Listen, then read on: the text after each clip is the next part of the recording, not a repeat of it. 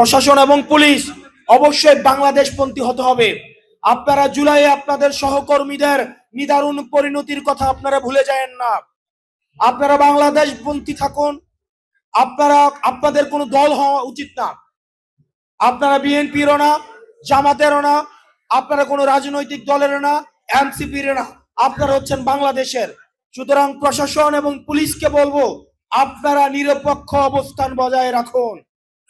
অত্যন্ত দুর্ভাগ্যজনক বিষয় হচ্ছে, আমরা দেখতে পাচ্ছি কিছু কিছু জেলায়, কিছু কিছু জায়গায় এসপি এবং ওসিরা বিএনপির পা চাটতে চাটতে তারা ব্যস্ত হয়ে যাচ্ছে। বিএনপির প্রার্থীদের সুনজরে পড়ার জন্য তারা ব্যস্ত হয়ে যাচ্ছে। যারা এই কাজটা করবে, আপনাদের পরিণতি বেনজিরের মতো হবে, ওসি প্রদীপের মতো হবে। আমরা গুলির মুখ থেকে ফিরে আসা, আমাদেরকে ভয় দেখায় লাভ নাই। আপনারা যারা নির্বাচন ম্যানিপুলেট করার চিন্তা করছেন,